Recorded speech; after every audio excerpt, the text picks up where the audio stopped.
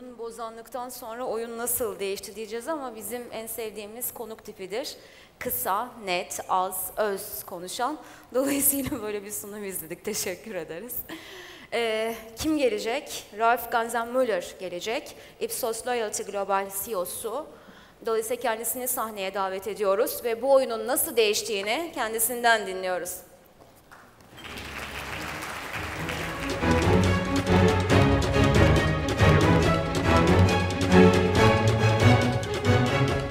So, the first logistical problem, where's the clicker? Here it is. So, good afternoon. It's a real pleasure to be here. Istanbul always was and always will be one of my favorite cities in the world. Actually, I think it's also a very good city to speak about changes because I think without any discussions, a lot of the historical changes in the world took place in that area, which makes it, upon my opinion, maybe to one of the most important historical cities in the world. I took the freedom today to change a little bit the translation of the title of my presentation. I mean, you will register there that the new way of managing the customer experience has nothing to do with Geri, Bildirim, and the rest. So, and why did I do that? I did it because I think what I want to talk about with you today is how we help our clients to change experiences. And I'm coming in 1 second to that. It's a little bit like, the title is the new way of managing the customer experience. So we heard today a lot about innovation and about technology and about how technology drives innovations and how then all these changes need to help our clients to make better decisions and to sell better products. And in fact, let me start with what is Ipsos Loyalty doing? Our job at Ipsos Loyalty is we should help our clients to change the experience, to change the customer experience. And at the end of my speech, by the way, I hope that you also experience the change, so how we do that differently in the future. So, but why do companies try to want to change the customer experience? Why is customer experience today so important? And why are companies investing a fortune in managing the customer experience? Because we heard today as well that market research is not growing. That's not correct. The sector I'm speaking about, enterprise feedback management, is part of market research, and that sector is heavily growing. It's by far our fastest growing area within Ipsos Loyalty. We're talking about by far double-digit growth rates. So not about these 1 or 2%. We talk about 20, 30, 40% growth rates. So, but the question is why? And in my speech, I want to show you a little bit the reasons why companies invest in EFM, why we do that, and why do companies invest in the customer experience. Then I would like to talk a little bit about what it is, then followed by showing you very short the Ipsos portfolio. I know it's not a marketing activity here. And at the end, I would like to end with what I call some truth. This is a picture I'm always showing. It's a picture of my son. Okay, it's not. But my son did exactly the same. Maybe he used an iPad, but doesn't matter. So that's the best explanation what I can see is that we are living in a kind of new world. This is hopefully the turnover of Ipsos in euros. It is, maybe not, doesn't matter. This is not that, but I'm a quant researcher. I love big numbers. This 1.8 billion is the number of pics posted in the internet per day. We have 1.8, and people, so what we can say, we are living in the area of spontaneous expression. But it's not about pictures only, about images. It's also about data, it's about text, and it's about the customer experience. We're living in an area where the consumers constantly impress their experiences there, their customer experience as well. And they do that by using these pages. They do that by using all of these big social media pages, but not even talking about the review pages like TripAdvisor, like Experian.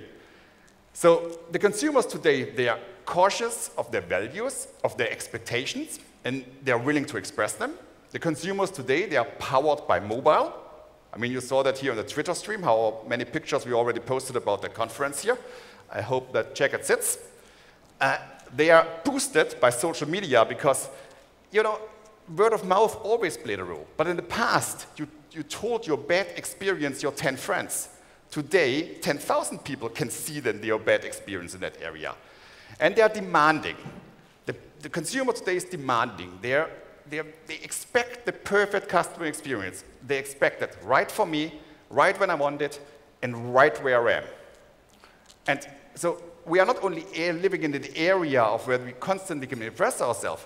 I think we are also living in an area what I call the area of the empowered consumers, the area of the empowered customers in that area. And that's the reason why companies invest a lot of money in getting the customer experience right. Okay, always good to quote a bit of the competition. In that case, it's not the competition. I recently attended a conference, not as many people like here, but I recently attended a conference about customer experience.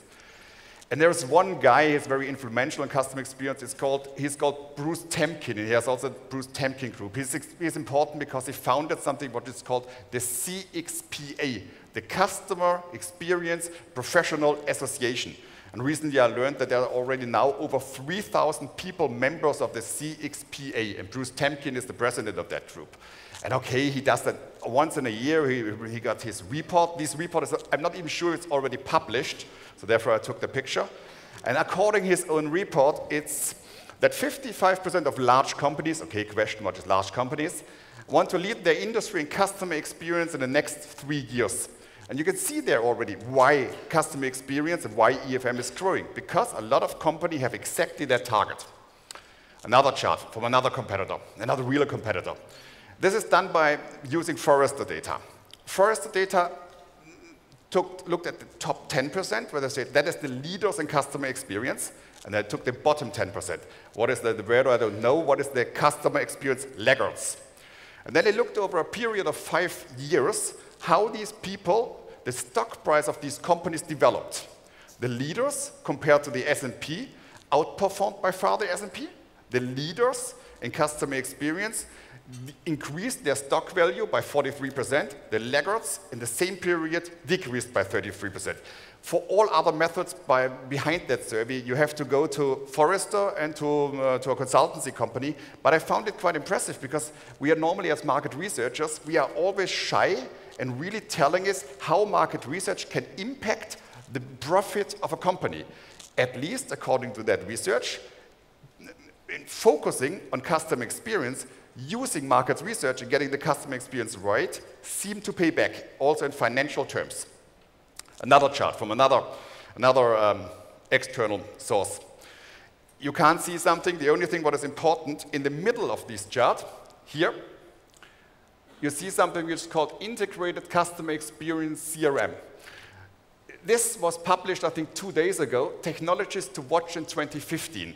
And they made it a little bit like, they clustered it a bit like, which are tactical, which are strategic, which will bring you incremental business, which will be even disruptive. You see right there in the middle, things to watch is then where EFM also plays a role. Integrated Customer Experience CRMs. And consequently, this is the last external survey I want to use. Could also show some Ipsos data, but I always think if as an Ipsos employee you show Ipsos data, so of course I could do that as well, but there is a CEO panel. The CEO panel consists on 1,322 CEOs, US CEOs I have to say, but we see a lot of trends starting in the US, then getting global soon afterwards. So that's the PricewaterhouseCoopers CEO survey, January 2015, so also very, very new data. The question was, how strategically important are the following digital technologies for your organization? And the most important strategical new development technique is then mobile technologies for customer engagement. Okay, there is also all the apps where you stay in contact with your customers included, but also EFM plays exactly here a role. Because if you have you can also do all the surveys where you ask your customers about your experience with your services. You can place in your own app. So you can see there already how important and how strategically important EFM is. Good. So that's a little bit also what I wanted to show about what is the importance and why does that not change? Okay. Next chart. Yes, good. So what I wanted to do is then it's a little bit like, I showed you a bit why companies invest in EFM. Now I would like to show you what it is and also how we at Ipsos do it. When we're talking about EFM, the only thing you really need to know is the name. EFM. E stands for enterprise, F stands for feedback, and M stands for management. When we talk about enterprises, we talk about that we deliver our data, our survey results. It's not survey, but our results. That we deliver back the data to hundreds, thousands, and 10,000s of users in the organization. From the top level, from the CEO, to the senior management, middle management, down to the frontline employees. Each of them in tailored reports, each of them with rule-based reports and stuff like that. So we deliver the data back to hundreds and thousands of people. What kind of feedback do we deliver back? We deliver back all sorts of feedback. When I'm saying all sorts of feedback, not only our survey data, the feedback can be as well enriched by internal data. It can be active data, it can be passive data, internal, external data sources.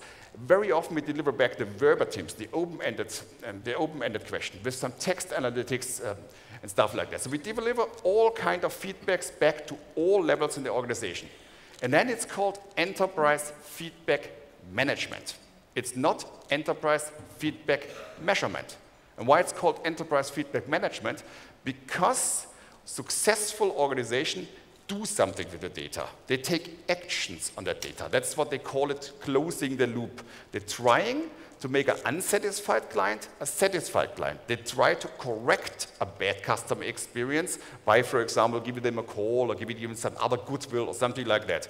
So they actively manage with the data the customer experience. And that's the reason why the data needs to be in real time. Yes, it should be fast and fresh, but if you really want to have corrective actions, that's the reason why you need to have it in real time.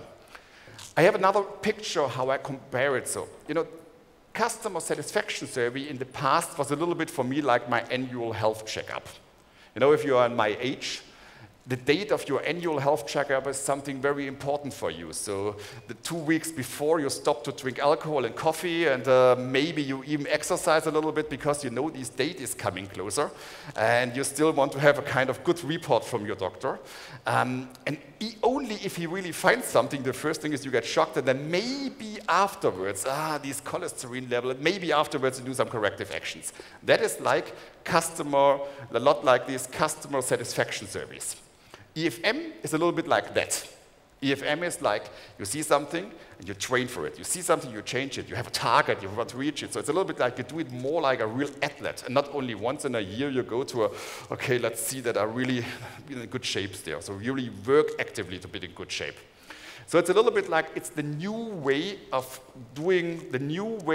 managing the customer feedback. So the old way was you feeding a scorecard, your NPS score or your CSAT score, whatever metrics you take, once in a year or biannually. The new way is that you close the loop. You get something, you act on it. So the old way was biannually, the new way is then real time. The old way was very much survey-based, the new way is then very often verbatim-based. Short verbatim, single source versus multiple source. And of course, the last one is a little bit more future. The ideal game would be to have anticipating behavior. So, short to the Ipsos portfolio, I promise that I keep it very short. In fact, what I'm showing you is then EFM is a new way of the customer experience measurement for today's digital world. What does that mean is, it needs to be faster, it needs to be device diagnostic, it needs to be in the moment, and it needs to be engaging. So because at the end, it's already a customer experience in itself if you ask afterwards that how we like the hotel, the conference. So it's also for us a new way also of working together with our clients, because we work together more advisory, we work together with them more collaborative, we design the programs together, and it's much more IT for us. When I'm coming to IT, I have to say one thing. Ipsos Loyalty is not a software as a services company. So we are not and don't intend to be a software as a services company. But on the other side, we are a software as a services company. We just need to translate it differently. So we are a SaaS company, but for us it's like we want to be the best service and a software company. Yes, we know that we need software for doing these things, but our focus is always on the service, on the helping you to get the maximum out of the software. Sometimes the software is from us, very often, by the way, I have to say. Sometimes the software is also coming from partners which are better in a specific moment, for example. So how does it work? In very basic terms, you take data from the CRM system or from any other data source, doesn't matter. You sample it in real time. You do the data collection on mobile devices, but it can be also on IFR. That's the way how we do it mostly here in Turkey, interactive voice recording. It could be theoretically as well normal CAR-T things, but in the rest of the world, it's mostly the service taken on mobile devices. The reporting is more or less in real time again, back, very often on mobile devices, because the reality of the managers is that they take these data on mobile devices and also want to close the loop there. And then the data gets fed back in a CRM system. It's not that easy, but I think for today, we can make it that easy in that thing. And then the outcome of that is, now I just want to give you a few screenshots. That's the outcome which is already 8 years old. That was our first EFM system called Viewscast, which was a pure IFR system at that time. And then we had this kind of online reporting. Of course, a lot of people said, oh, whoa, they don't look good. Okay, we made them better looking. So that's, for example, a client of us, Bang & Olufsen. Of course, at Bang & Olufsen, you can only deliver reports to Bang & Olufsen, a very design-oriented company in the Bang & Olufsen design. We are able to do so. Then we made our own tools a little bit more, I would call it almost sexy. So we upgraded them because, let's face the reality, if they do not look good, a lot of managers or even frontline employees do not want to work with it. So that's our base version with all the role-based reporting, the closed-loop feedbacks, the drill-down possibilities. You can later on look at the charts. So all the things you expect from these tools, they are in. And even this thing we can then do in a way that it's a bit more engaging. It's a bit more engaging. It's a bit more. I press it. I don't make a mistake. I press it. Yes. Okay, good. So now too fast. So this is, for example, in a much nicer design thing.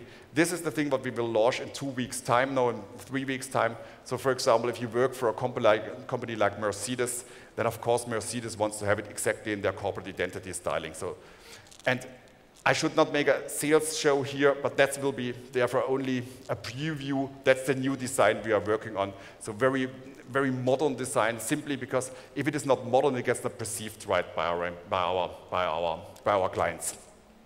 So like I said, in Turkey, we are able to do that as well. Here in Turkey, we do it mostly with IFR, interactive voice recording, which is also a fast way to collect the data. Normally, it's not the real time. Then normally, we need here 1 day, 2 days delay. So with mobile, it's for us easier to have it really real time. But also, IFR is a very, very great method to do so. So I wanted to end the speech with some truth. I have 3 minutes left for the truths. So the first truth what I see in this area is, if I showed you these things, there's no such thing like a perfect software existing. If you are confronted with people selling you software, there's no such thing like a perfect software existing. Because software is always, there is no software fits for all. A software which is great in the retail sector is not necessarily great, for example, in the banking sector, not necessarily great for the dealerships and car. So you have to choose right which software fits best for what you want to achieve. And even if you choose right, there's no software fits forever. Things can change, browsers and stuff like that. So if somebody tells you this is the perfect software and will remain perfect forever, forget it. First truth. Second truth is what you really need to do is you build the technology around your business needs and not vice versa. You see, we all went through the SAP implementations and see how difficult that is. It should be not the same with EFM. You have your needs, and then we build the software around that needs. And that is probably the best fitting software in that area. I'll give you one example there, for example. This is a win we had 2 or 3 weeks ago, Royal Bank of Canada, very proud on that win. And we wanted with that. We already serve it for long, but they wanted something where also their traditional service go in, where their text mining went in, where we combined a few other data sources, and then we built something up for Royal Bank of Canada, which exactly fitted to their needs. Is it a bit more expensive, like normal standard software? Yes, maybe. But it was exactly for them, and for the next 3 years or so, it will be perfect for them. Another truth is, software, and I showed about software. Software is a mean to an end, not an end in itself. So what I mean with that is, yes, we're talking a lot about software as a service, but that doesn't solve your problem. Later on, for example, our job is to give you the service with all that, to help you with the first level support, to do the client service there, to help give you advice, which measures are the best, to give you advice with which KPIs to be used, and also most important, to help you to roll it out. Because rolling it out is the implementation of it. And if you really analyze successful customer experience management organizations, they focus on the alignment and the engagement, not on the metrics and the analysts. So 2 and 4, in my point of view, are the most important steps. You have to make sure that you have the shareholder alignment, the stakeholder alignment, and you have to make sure that the data is used to have actions on it. And there we, for example, help with experiences we had from all other projects, for example. More or less the final truth, but I say it requires courage to bring customer experience to the next level. You saw one of my starting charts at the beginning, 55% want to be a leader in customer experience. If you want to be a leader in customer experience, you need courage. I show you what I'm showing with that, and I give you also a recommendation. This is a book from a professor. She's a kind of rock star. If you ever saw her live, she's really cool. She is Frances Fry. She's a Harvard Business School professor, and I really heard a lot about her. People really said she's like a rock star. She wrote a book. She's the co-author for these uncommon services. And she also showed a chart on that conference. And I think you really need to work on for Harvard to allow yourself to show such charts. But that was the chart where she explained the choice of excellence. So you can either choose if you want to be medium on all the things, or you really choose where you want to be strong, where you really want to get the 5, the 100% NPS score, and where you don't see. And that's, for example, where we from Ipsos help you. What and when are your moments of truth? That's what I mean with the courage to be bad. You need the courage to be bad. It's impossible to be everywhere good. That's, by the way, also the philosophy behind the Ipsos specialization about our organization in WSBL, the courage to be bad. So the final truth, EFN fits too perfect to our New Way initiatives. This would be a pure Ipsos internal chart, so I skip it, but it fits perfect to the New Way initiative, into the strategy, into our game changer strategy, what we launched. So that was it with my speech. Like I said, I hope you see a little bit how we help the clients to change the experience, and I hope also that I could show you how you could experience the change, how we do so. I have no clue if that word is now right. Çok teşekkür ederim. Thank you.